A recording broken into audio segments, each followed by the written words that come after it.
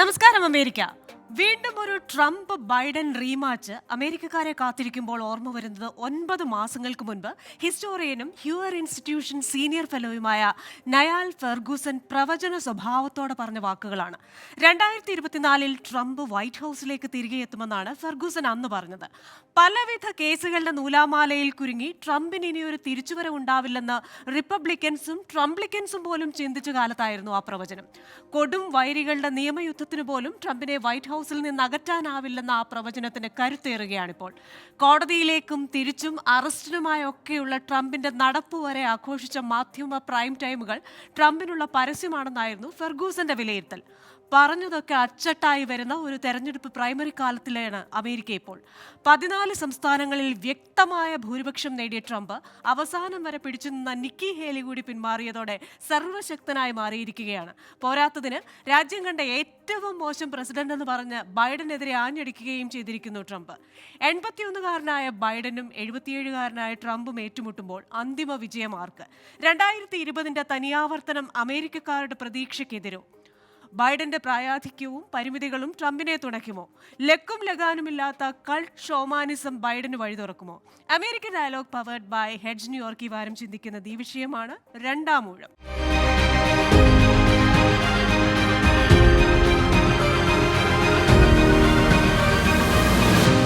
ഇന്നത്തെ എന്റെ അതിഥികൾ ഡെമോക്രാറ്റ് അനുഭാവിയും സോഫ്റ്റ്വെയർ എഞ്ചിനീയറും IT സംരംഭകനുമായ ചെറിയാൻ ജേക്കബ്, റിപ്പബ്ലിക്കൻ പാർട്ടിയുടെ പൊളിറ്റിക്കൽ സ്ട്രാറ്റജിസ്റ്റ് സ്റ്റാൻലി ജോർജ്, മുതിർന്ന മാധ്യമപ്രവർത്തകനും ഈ മലയാളി ന്യൂസ് പോർട്ടൽ ചീഫ് എഡിറ്ററുമായ ജോർജ് ജോസഫ് എന്നിവരാണ്.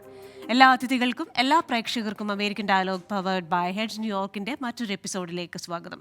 അതിഥികളിലേക്ക് ആദ്യം ശ്രീ ജോർജ് ജോസഫിലേക്കാണ്. ശ്രീ ജോർജ് ജോസഫ്, എന്തായാലും ഈ ഒരു പ്രൈമറി കാലത്ത് കരുത്തോടുകൂടെ ട്രംപ് തിരിച്ചു വന്നിരിക്കുകയാണ്. ഒരു 2020 റീപ്ലേ എന്ന് പറയാം, അല്ലെങ്കിൽ ഒരു റീമാച്ച് എന്ന് പറയാം. ഈ റീമാച്ചിൽ അങ്ങ് കാണുന്ന ഒരു സാധ്യത എങ്ങനെയാണ്? ട്രംപിന് ഒരു രണ്ടാമൂഴം ഉണ്ടാവുമോ? ഇപ്പോഴത്തെ സാഹചര്യത്തിൽ ട്രംപാണ് മുന്നിൽ നിൽക്കുന്നത്. പക്ഷേ അതുകൊണ്ട് ട്രംപ് വിജയിക്കണം എന്ന് അർത്ഥമില്ല. എന്ന് മാത്രമല്ല, മുമ്പ് ചെറിയാൻ ജേക്കബ് സൂചിപ്പിച്ച പോലെ ഈ ഇലക്ഷൻ തന്നെ ഉണ്ടാകുമോ എന്ന് അദ്ദേഹം സംശയം പ്രകടിപ്പിക്കുകയുണ്ടായി.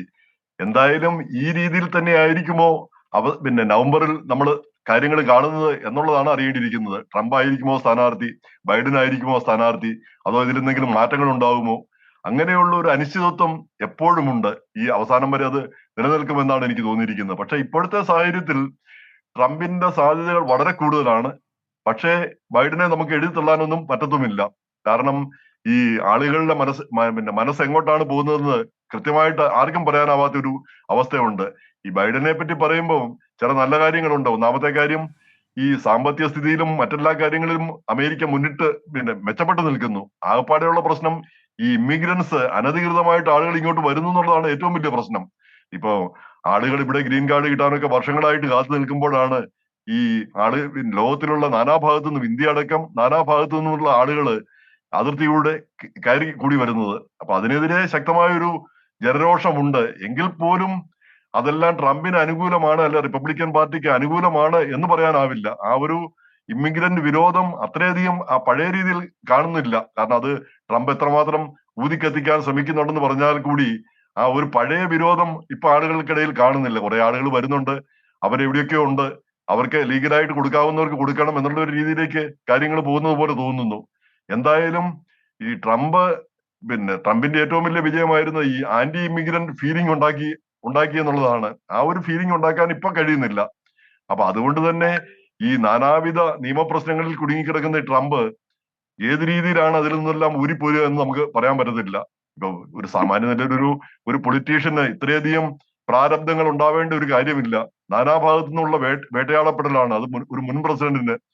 ഈ കോടതികളിൽ നിന്ന്, അതുപോലെ തന്നെ ഡിപ്പാർട്ട്മെന്റ് ഓഫ് ജസ്റ്റിസിൽ നിന്ന്, ഡിസ്ട്രിക്ട് അറ്റർണിമാരിൽ നിന്ന്, അങ്ങനെ നാനാഭാഗത്തു നിന്നുള്ള ഒരു വേട്ടയാടൽ, അതിനെയെല്ലാം അതിജീവിച്ചാണ് ട്രംപ് ഇതുവരെ നിലനിൽക്കുന്നത്. അപ്പൊ ഇതിനെയെല്ലാം അതിജീവിച്ച് എത്ര കാലം അതിജീവിക്കും?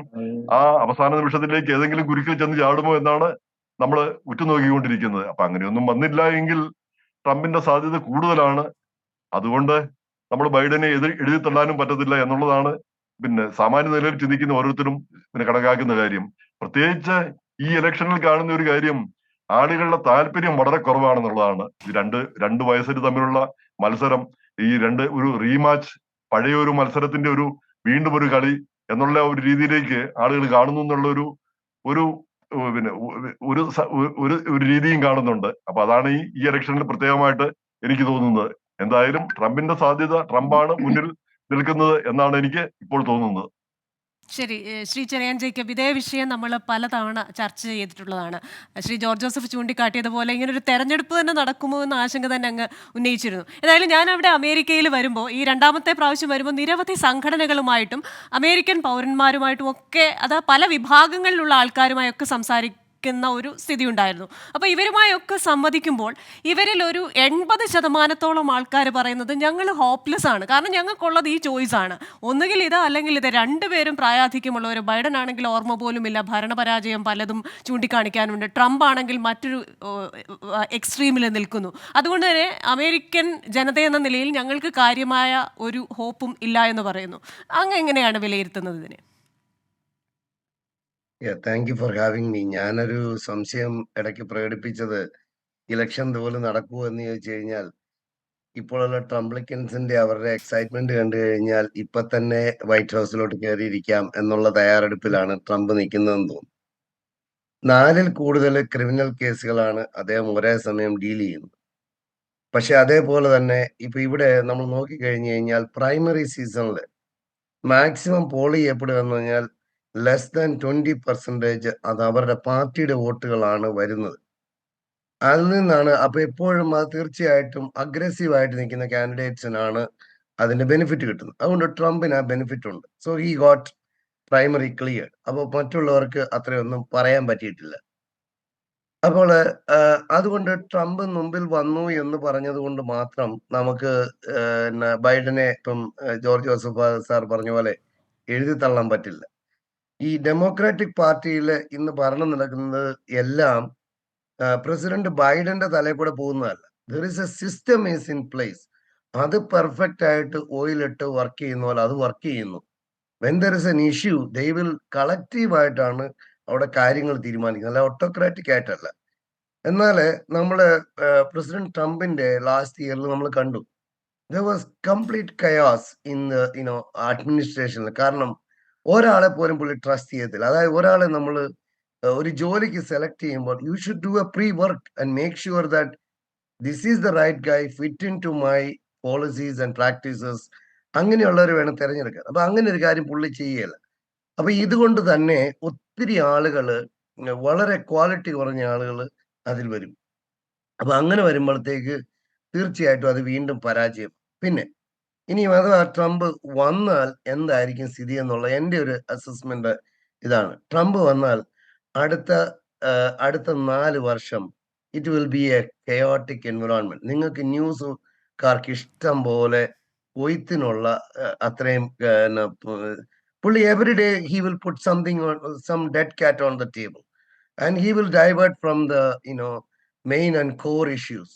ഇവിടെ നമുക്ക് ഇമിഗ്രൻസ് ഇല്ലാതെ നമുക്കിവിടെ റൺ ചെയ്യാൻ പറ്റും. If we wanted to be the industrial capital, we need people. We don't have enough resources here. അപ്പൊ ഇതിന് നമുക്ക് ഹ്യൂമൻ ക്യാപിറ്റൽ ആവശ്യമാണ്. അപ്പൊ റൈറ്റ് ആയിട്ടുള്ള ഡിസിഷൻസ്, പോളിസീസ് ഒക്കെ ചെയ്തു നമുക്ക് കൊണ്ടുവന്നു കഴിഞ്ഞാൽ ഇറ്റ് വുഡ് ബി എ നല്ലൊരു ഭരണം കാഴ്ചവെക്കാൻ പറ്റും. അതുകൊണ്ട് ഞാനിപ്പോൾ ട്രംപ് വരുന്നതിനെ പറ്റിയോ ബൈഡൻ വരുന്നതിനെ പറ്റിയോ ഞാൻ ബോധേഡ് അല്ല. എൻ്റെ ഇതെന്ന് പറഞ്ഞു കഴിഞ്ഞാൽ നമ്മുടെ ഫ്യൂച്ചർ നമ്മൾ എന്തിനാണ് സ്റ്റാൻഡ് ചെയ്യുന്നത്. ഇപ്പം ബൈഡന്റെ ഇതിലേക്കാണ് വരുന്നതെങ്കിൽ yes, democracy will prevail. Trump ആണ് വരുന്നതെങ്കിൽ this is the end of democracy എന്നാണ് ഞാൻ എൻ്റെ ഒരു മനസ്സിലാക്കൽ. കാരണം അദ്ദേഹത്തിന് ഇഷ്ടമുള്ളത് ഓട്ടോക്രാറ്റിക്കോ അതുപോലെയുള്ള ഡിക്റ്റേറ്റേഴ്സിനെയൊക്കെയാണ് പുള്ളിക്ക് ഇഷ്ടം. ആ രീതിയിലായിരിക്കും ഭരണങ്ങൾ പോവുക. അത് ഒത്തിരി പേർക്ക് ബുദ്ധിമുട്ടുണ്ടാക്കും. And it will create a lot of chaos here. അത്രയേ ഉള്ളൂ എനിക്ക് പറയാം. ശരി, ശ്രീ സ്റ്റാൻലി ജോർജ് പറഞ്ഞതൊക്കെ കേട്ടിട്ടുണ്ടല്ലോ. അതിനുപരിയായിട്ട് ട്രംപ് എന്തായാലും അദ്ദേഹത്തിന് അനുകൂലമായിട്ടൊരു കൾട്ട് ഷോമാനിസം ഉണ്ടാക്കിയിട്ടുണ്ട്. അപ്പോൾ അതിനൊരു ചിലർ പറയുന്നത് യാതൊരു വിവരവുമില്ലാത്ത രീതിയിൽ, യാതൊരു ബോധവുമില്ലാത്ത രീതിയിൽ എന്തും വിളിച്ചു പറയാവുന്ന ഒരു കൾട്ട് ഷോമാനിസമാണ് അദ്ദേഹം ക്രിയേറ്റ് ചെയ്തിരിക്കുന്നത്. അപ്പോൾ അത്തരത്തിലുള്ള ഒരു വ്യക്തി വീണ്ടും അമേരിക്കൻ പ്രസിഡന്റ് പദവിയിലേക്ക് വരികയാണെങ്കിൽ, അല്ലെങ്കിൽ വളരെ ലാഘവത്തോടു കൂടി വൈറ്റ് ഹൗസിലേക്ക് കടന്നു വരികയാണെങ്കിൽ, അതിനി അമേരിക്കയ്ക്ക് ഉണ്ടാക്കാൻ പോകുന്നത് വലിയ ബുദ്ധിമുട്ട് റിപ്പോർട്ടുകളാണ് ട്രംപിന്റെ ഈ കൾട്ട് ഷോമാനിസം ആയിരിക്കും ബൈഡനുള്ള ഏറ്റവും വലിയ അഡ്വാൻറ്റേജ്, അല്ലെങ്കിൽ ഒരേ ഒരു അഡ്വാൻറ്റേജ് എന്ന് പറയുന്നവരുണ്ട്. എന്ത് പറയും? ഓക്കെ, അത് ശരിയായ ഒരു നിരീക്ഷണമല്ല. അത് ഡെമോക്രാറ്റിക് പാർട്ടിയുടെ പ്രചരണ ആയുധമാണ്. ജനങ്ങൾ പ്രബുദ്ധരാണ്. അമേരിക്കൻ ജനത നോക്കുന്നത് എന്താണ്? കഴിഞ്ഞ 4 വർഷം കൊണ്ട് എന്ത് സംഭവിച്ചു ഇവിടെ? ട്രംപിന്റെ ഭരണകാലത്ത് എന്തായിരുന്നു ഇവിടുത്തെ ആഭ്യന്തര സുരക്ഷയായാലും രാജ്യാന്തര സുരക്ഷയാണെങ്കിലും സാമ്പത്തിക രംഗമാണെങ്കിലും അതിർത്തിയിലെ പ്രശ്നങ്ങളായാലും എല്ലാം തന്നെ എന്തായിരുന്നു എന്ന് ജനങ്ങൾ വിലയിരുത്തുന്നുണ്ട്. ഇവിടെ നടക്കുന്ന എന്താണ്? ഏറ്റവും അധാർമികമായ ഒരു വകവരുത്തൽ രാഷ്ട്രീയമാണ് അമേരിക്കൻ നടക്കുന്നത്. തേർഡ് വേൾഡ് കൺട്രി പോലും ഇന്ന് സാധിക്കാത്ത നിലയിൽ ഒരപരിഷ്കൃതമായ ഒരു സമൂഹത്തിൽ മാത്രം കണ്ടുവരുന്ന തരത്തിലുള്ള കിരാതമായ നീചമായിട്ടുള്ള ഒരു രാഷ്ട്രീയ വേട്ടയാടലിന്റെ ഭാഗമാണ് ഈ പ്രചരണങ്ങളൊക്കെ തന്നെ. ട്രംപ് എന്ന് ഭരണത്തിലെത്തിയോ അന്ന് മുതൽ ആരംഭിച്ചാണ് ഈ വേട്ടയാടൽ. അതിനെന്തുമാത്രം അന്വേഷണങ്ങൾ ഇവിടെ ട്രംപ് നേരിട്ടു. റഷ്യൻ കൊലൂഷൻ ഉൾപ്പെടെയുള്ള ധാരാളം അന്വേഷണങ്ങൾ അമേരിക്കൻ ജനതയുടെ നികുതി പണം ഉപയോഗിച്ച് $48 മില്യൺ മുടക്കിയാണ് ആ റഷ്യൻ കൊലൂഷൻ അന്വേഷിച്ചത്. എന്താ സംഭവിച്ചത്? ഒന്നും കണ്ടുപിടിച്ചില്ല. കണ്ടുപിടിച്ച എന്താണ്? ഈ ഗൂഢാലോചനക്കാരാണ് ഇതിനകത്തെല്ലാം കൊലൂഷൻ ഉണ്ടായതെന്ന് തെളിയിക്കപ്പെട്ടു. ഈ കഴിഞ്ഞ ഈ ട്രംപിന്റെ വേട്ടയാടൽ എന്ന് പറയുന്നത് ഈ കേസുകളൊക്കെ തന്നെ പല കേസുകളിലും തെളിവുകളുടെ കണികൾ പോലും ഇല്ല. ഇത് തികച്ചും രാഷ്ട്രീയ പ്രേരിതമാണ്. വളരെ ധാർമ്മികമായി രാഷ്ട്രീയമായും ഡെമോക്രാറ്റിക് പാർട്ടി ഏറ്റവും അധപ്പതിച്ച കാലമാണ്. ഇങ്ങനെ ഒരു കാലം ഒരിക്കലും ഉണ്ടായിട്ടില്ല. കാരണം ട്രംപ് ഒരിക്കലും അധികാരം തിരിച്ചു വരാതിരിക്കാൻ വേണ്ടി അവർ ശപഥം ചെയ്തിരിക്കുകയാണ്. ഈ ബൈഡനും കൂട്ടരും ഡെമോക്രാറ്റിക് സംവിധാനങ്ങളൊക്കെ തന്നെ രാഷ്ട്രീയ ഏജൻസികളാക്കി ഈ FBI ഉൾപ്പെടെയുള്ള ഏജൻസികളെ മാറ്റി, നീതിന്യായ സംവിധാനങ്ങളെ മാറ്റി അവരുടെ ഡെമോക്രാറ്റിക് ജഡ്ജിമാരെ, ഡെമോക്രാറ്റിക് അറ്റോർണി ജനറൽമാരെ ഉണ്ടാക്കുന്ന കേസുകളാണ്. ഈ ഓരോ കേസും എടുത്ത് നോക്കിയോ, ഏത് കേസിലാണ് ട്രംപിന് ശിക്ഷ നൽകാനുള്ള ഒരു തെളിവുള്ളത്? ഏത് കേസാണ്? പിന്നെ ഇരട്ട നീതിയാണ് അമേരിക്കയിലെ. ഇരട്ട നീതിയാണ്. മുൻ പ്രസിഡന്റിനും ഇപ്പോഴത്തെ പ്രസിഡന്റിനും 2 നീതിയാണ്. എത്രയോ കേസുകൾ ബൈഡനെതിരായിട്ട് ഉന്നയിക്കപ്പെടാം. എത്രയോ ഏജൻസികളുടെ കയ്യിൽ എത്രയോ തെളിവുകൾ ബൈഡനെതിരായിട്ടുണ്ട്. സാമ്പത്തിക ക്രമക്കേടുകളുണ്ട്. മറ്റു രാജ്യങ്ങളിൽ നിന്ന് 16 അക്കൗണ്ടുകളായിട്ട് വന്ന സാമ്പത്തിക ട്രാൻസാക്ഷൻസ് ഉണ്ട്. ജോ ബൈഡനും ഹണ്ടർ ബൈഡനും ജെയിംസ് ബൈഡനും ഉൾപ്പെടെയുള്ള ആളുകൾ ചേർന്ന് രൂപീകരിച്ചിരിക്കുന്ന 16 കമ്പനികൾ, 11 കടലാസ് കമ്പനികളാണ്. മാസപ്പടി വാങ്ങിക്കാൻ വേണ്ടി ഉണ്ടാക്കിയ കമ്പനികൾ പോലെയാണ് ഈ കമ്പനികളൊക്കെ തന്നെ. എത്രയോ രാജ്യങ്ങളിൽ നിന്നാണ് പണം വന്നിട്ടുള്ള കഴിഞ്ഞ വർഷങ്ങളായിട്ട്. അതിന്റെ തെളിവുകൾ FBIയുടെ കയ്യിലുണ്ട്. 12ഓളം സംഭാഷണങ്ങളുണ്ട് അടങ്ങിയ ടേപ്പ് FBIയുടെ കയ്യിലുണ്ട്. ബൈഡന്റെ സംഭാഷണങ്ങളാണ്, പുറത്തുവിട്ടിട്ടില്ല. അപ്പൊ ഈ ബൈഡനെതിരെയുള്ള എല്ലാ തെളിവുകളും ഇവർ ഒതുക്കുകയാണ്, ഏജൻസികൾ ഒതുക്കുകയാണ്. കാരണം ഈ ഏജൻസികളെ രാഷ്ട്രീയവൽക്കരിച്ച് ആയുധവൽക്കരിച്ച് ക്രിമിനൽവൽക്കരിക്കുന്ന ഒരു ബൈഡൻ ഭരണകൂടത്തെ നമ്മൾ കാണുന്നത്. അതുകൊണ്ട് ജനങ്ങളെ പ്രബുദ്ധരാണ്. ജനങ്ങൾ ഇന്ന് കാണുന്ന ഇവിടുത്തെ സാമ്പത്തികാവസ്ഥ, വിലക്കയറ്റം, പണപ്പെരുപ്പം, അതിർത്തി കടന്നുള്ള കടന്നുകയറ്റം, ആഭ്യന്തര സുരക്ഷയ്ക്കുള്ള ഭീഷണി, രാജ്യാന്തര സുരക്ഷാ ഭീഷണി, ഇതെല്ലാം തന്നെ ജനങ്ങൾ കണക്കിലെടുത്താണ് വിധി എഴുതാൻ പോകുന്നതെന്നാണ് എന്റെ വിശ്വാസം.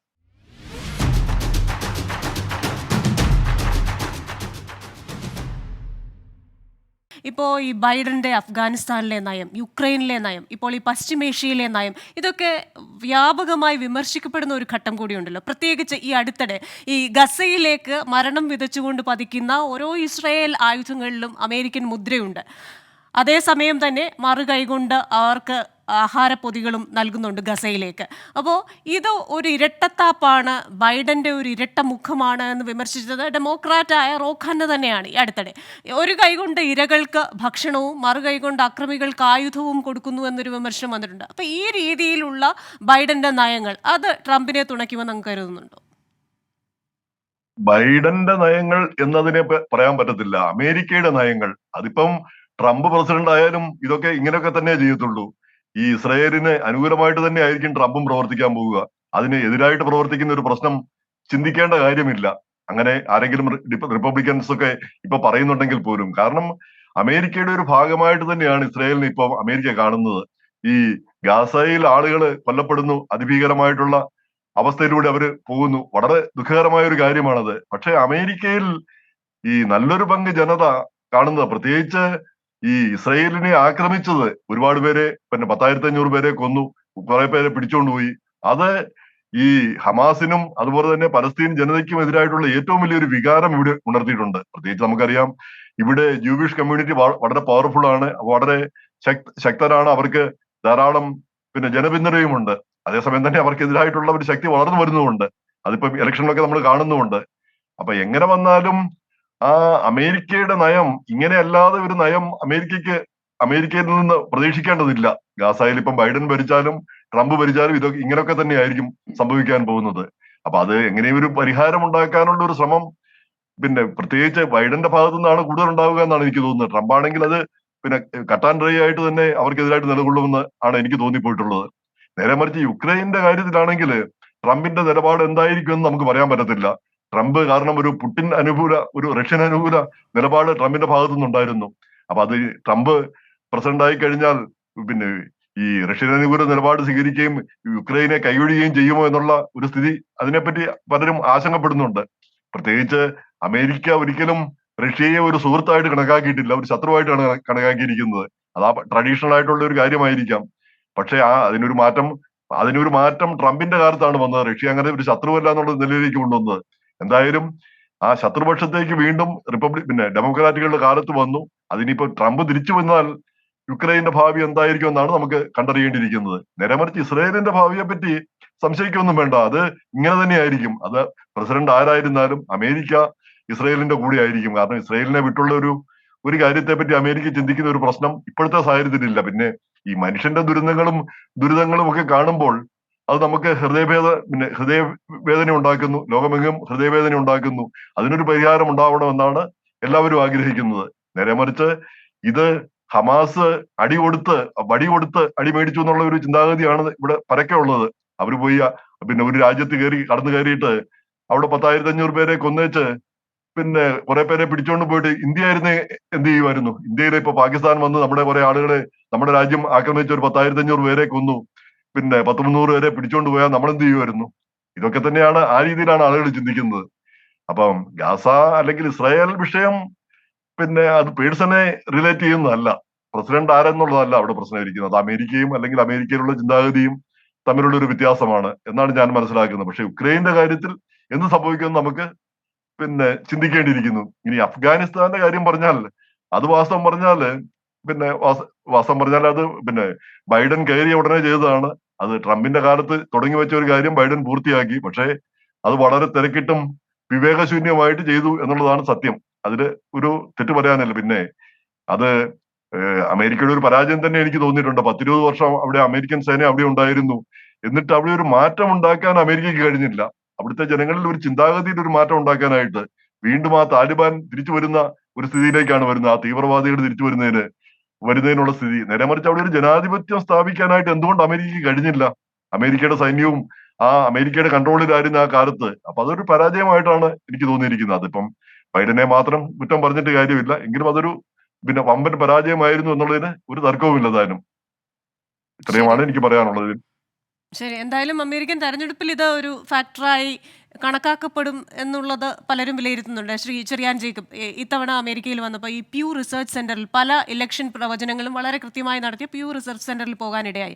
അവിടുത്തെ റിസർച്ചേഴ്സിനോട് നമ്മൾ സംസാരിക്കുമ്പോൾ അവർ നമ്മളോട് പറഞ്ഞ കാര്യം, സാമ്പത്തിക നയങ്ങളുടെ കാര്യത്തിൽ അല്ലെങ്കിൽ സാമ്പത്തിക ആരോഗ്യത്തിൻ്റെ കാര്യത്തിൽ അമേരിക്കക്കാർ തൃപ്തരാണ്. കാരണം ഇൻഫ്ലേഷൻ കുറഞ്ഞിട്ടുണ്ട്, അതേപോലെ തന്നെ ജോബ് ഡേറ്റ മെച്ചപ്പെട്ടിട്ടുണ്ട്, നല്ല തിളങ്ങി നിൽക്കുന്ന ഒരു വാൾ സ്ട്രീറ്റ് ഉണ്ട്, കമ്പനികളുടെയൊക്കെ ഫലങ്ങൾ നന്നായിട്ടുണ്ട്. അതുകൊണ്ട് തന്നെ സാമ്പത്തിക നയങ്ങളുടെ കാര്യത്തിൽ പല അമേരിക്കക്കാരും സംതൃപ്തരാണ് എന്നൊരു നിരീക്ഷണമാണ് അവർ പറഞ്ഞത്.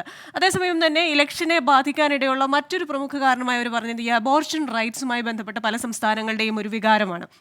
അപ്പോൾ അങ്ങയുടെ അഭിപ്രായത്തിൽ ഈ തെരഞ്ഞെടുപ്പിൽ എന്തൊക്കെ ഫാക്ടേഴ്സ് ആയിരിക്കും ഏറ്റവും കൂടുതൽ അമേരിക്കക്കാരെ അല്ലെങ്കിൽ വോട്ടേഴ്സിനെ സ്വാധീനിക്കുക? വോട്ടേഴ്സിനെ സ്വാധീനിക്കാമായിരുന്ന ഒരു കാര്യമായിരുന്നു ഇവിടെ ഒരു റിസഷൻ വരികയോ അല്ലെങ്കിൽ ഭയങ്കരമായിട്ടൊരു സാമ്പത്തിക പ്രതിസന്ധിയോ ജോലി പ്രതിസന്ധിയോ വരിക എന്നുള്ളത്. അത് വളരെ കുറഞ്ഞു നിൽക്കുന്ന ഒരു കാര്യമാണ് നമ്മൾ കാണും. അതേപോലെ തന്നെ ബൈഡൻ പറഞ്ഞിരിക്കുന്ന ഒരു ഓപ്ഷൻ ഉണ്ട്, അതായത് തിരിച്ചു വന്നാൽ Roe v Wade will become the law of the land എന്ന് പറഞ്ഞിട്ടുണ്ട്. ഇത് ശരിക്കും പറഞ്ഞു കഴിഞ്ഞാല് ഇത് ഹിലാരി ക്ലിന്റനെ ചൊടിപ്പിക്കാനായിട്ടാണ് ഇത് പറഞ്ഞതെങ്കിലും ട്രംപ് അതിനകത്ത് സീരിയസ് ആയിട്ട് പോയി. അതിന്റെ ഇമ്പാക്ട് എന്ന് പറഞ്ഞാൽ പല സ്റ്റേറ്റിലും അബോർഷൻ ഈവൻ സീരിയസ് ആയിട്ടുള്ള കാര്യത്തിൽ പോലും പറ്റത്തില്ല.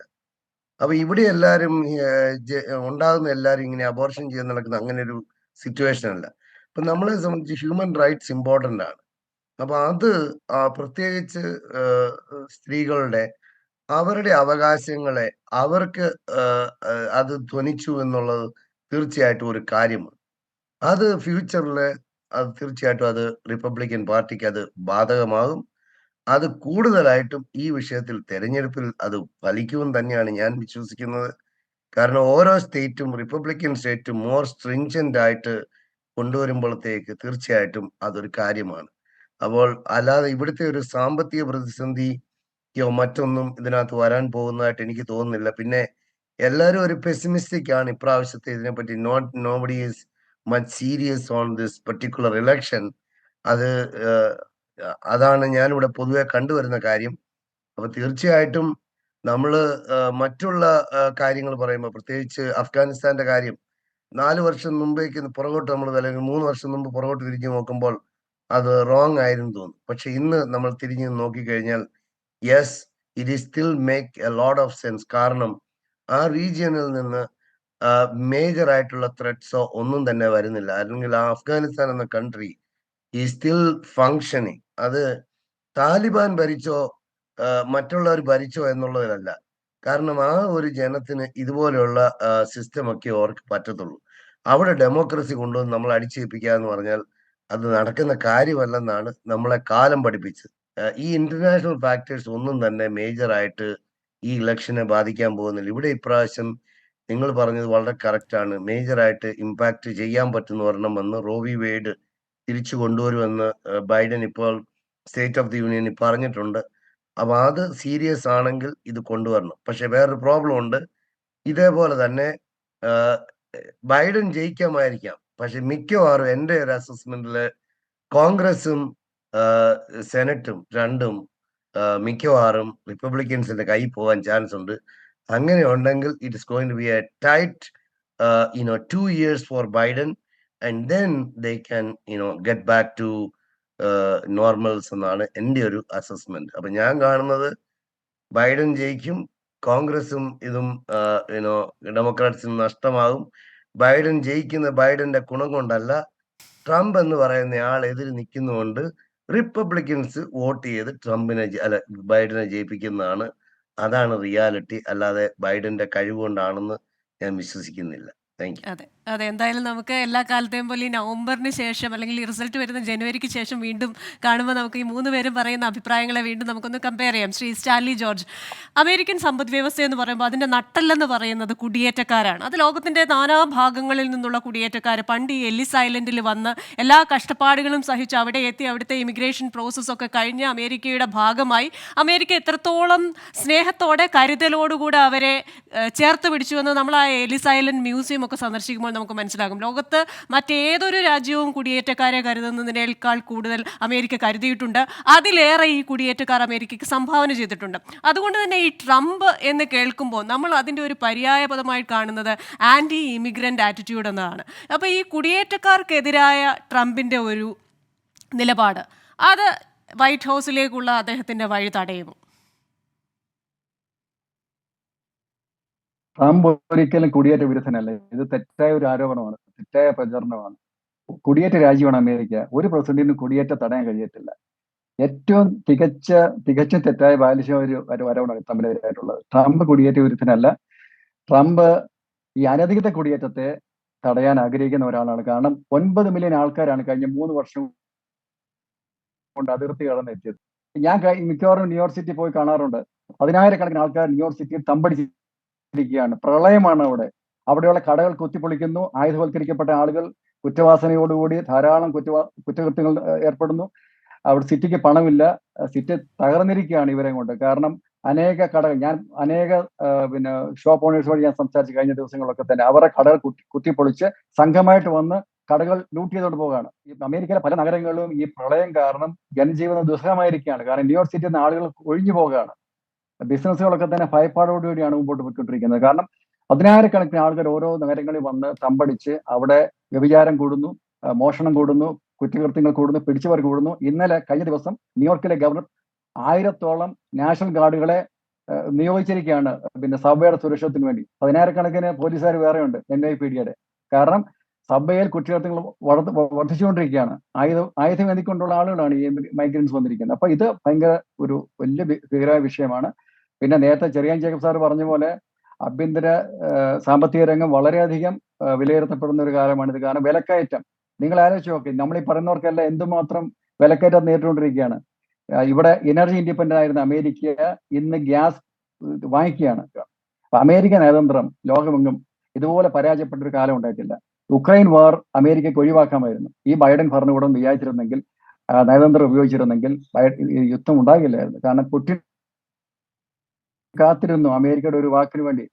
ഉക്രൈനെ നേറ്റോയിൽ അംഗമാക്കില്ല എന്നൊരു ഒറ്റ വാക്ക്, ഒരു ഉറപ്പ് അമേരിക്ക കൊടുത്തിരുന്നെങ്കിൽ ഈ യുക്രൈൻ വാർ സംഭവിക്കില്ലായിരുന്നു. പക്ഷെ ബൈഡൻ ഭരണകൂടം അതിന് തുനിഞ്ഞില്ല. കാരണം ബൈഡൻ യുദ്ധഘടന പ്രസിഡന്റാണ്. അദ്ദേഹത്തിന് ഇതിന്റെ മറവിൽ സാമ്പത്തിക ലാഭമോ രാഷ്ട്രീയ ലാഭമോ ഉണ്ടാക്കാനുള്ള താല്പര്യമായിരിക്കാം എന്ന് ഞാൻ വിശ്വസിക്കുന്നു. അതുകൊണ്ട് ഈ തെരഞ്ഞെടുപ്പിൽ ആഭ്യന്തര സുരക്ഷ, സാമ്പത്തിക രംഗം, രാജ്യാന്തര സുരക്ഷ, ഈ കടന്നുകയറ്റം എല്ലാം തന്നെ ബാധിക്കും. അങ്ങനെ തീർച്ചയായിട്ടും അതുപോലെ തന്നെ ട്രംപിനെതിരായിട്ടുള്ള ഈ രാഷ്ട്രീയ വേടയാടൽ ഇത് ലോകം ഒരു ഉറ്റുനോക്കുകയാണ്. ഇവിടുത്തെ ഭരണകൂടത്തെയും ഇവിടുത്തെ നീതിന്യായ വ്യവസ്ഥയെയും ഏജൻസികളെയും ഒക്കെ തന്നെ നിഷ്പക്ഷമായിട്ട് കണ്ടിരുന്ന ലോകം ഇന്ന് അതിനെതിരായിട്ട് കാണുകയാണ്.